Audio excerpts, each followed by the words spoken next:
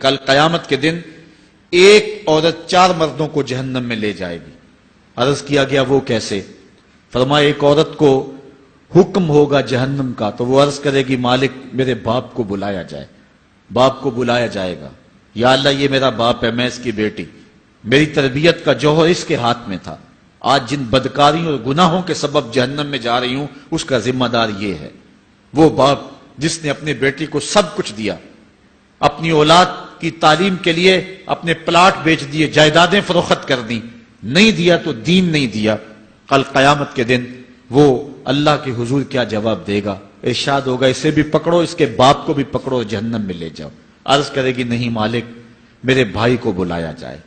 بھائی کو بلایا جائے گا، مالک یہ میرا بھائی ہے، میں اس کی غیرت تھی، میں جن راہوں پہ چل کر کے تیرے عتاب اور تیرے قہر و غضب کی حقدار بنی اس کا ذمہ دار یہ ہے، اگر یہ مجھے روکتا، اپنی آبرو کی حفاظت کرتا، اپنی ناموس کا پہرا دیتا تو میں ان راستوں کی مسافر کیسے بنتی؟ میری خرابی کا ذمہ دار یہ ہے۔ اب وہ بھائی کیا جواب دے گا جو چوکوں اور موڑوں پہ کھڑا ہو کے آنے اور جانے والی بہنوں اور بیٹیوں کو دیکھتا ہے اور یہ سمجھتا ہے کہ میری بہنیں اور میری بیٹیاں گھر میں محفوظ ہیں؟ وہ قیامت کے دن کیا جواب دے گا؟ ارشاد ہوگا اسے بھی پکڑو، اس کے باپ کو بھی پکڑو، بھائی کو بھی پکڑو، جہنم میں لے جاؤ۔ عرض کرے گی نہیں مالک میرے شوہر کو بھی بلایا جائے۔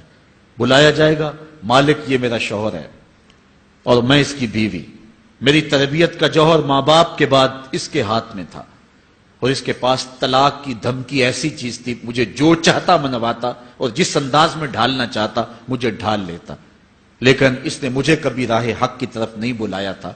وہ شوہر کیا جواب دے گا جو خود اپنے دوستوں کو چائے پہ بلا کے اور اپنی بیوی کو سامنے برہنہ منہ بٹھا کے بعد میں اس کے حسن کی داد مانگتا ہو، بتاؤ بھابی کیسی ہے؟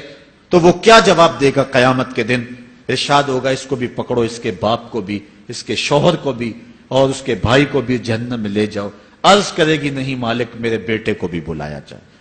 بیٹے کو بلایا جائے گا، مالک یہ میرا بیٹا ہے، میں اس کی ماں ہوں، میرے سینے میں اس کے لیے تڑپتی ہوئی ممتا تو نے رکھی تھی، یہ روٹھ جاتا تو زندگی اجاڑ ہو جاتی، جو بھی چاہتا ضد کر کے منوا لیتا، مجھے کسی کے گھر کے برتن بھی مانجنے پڑے تو میں نے اس سے بھی گریز نہیں کیا، اس کی ہر فرمائش کو پورا کیا، اپنا زیور بیچ کے اس کی تعلیم مکمل کروائی۔